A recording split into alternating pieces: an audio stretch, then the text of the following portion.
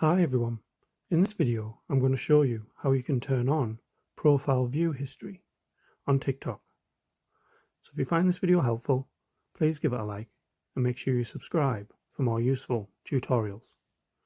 So what you'll need to do is open up TikTok and click on your profile icon on the bottom right.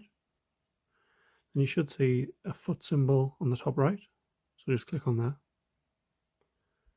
This will just let you know other people can see that you viewed their profiles in the past 30 days. Only you can see who viewed your profile.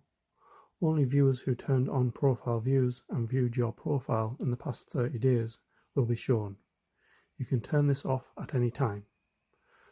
So that's just the information about turning on your profile view history. Then obviously all you have to do is press turn on the bottom right. And then it'll bring up all the people who have viewed your profile. If you want to turn this off, just click on the little cog symbol on the top right, and it'll give you the option to toggle this off. And there you go. That's how you can turn on your profile view history on TikTok. Thanks for watching.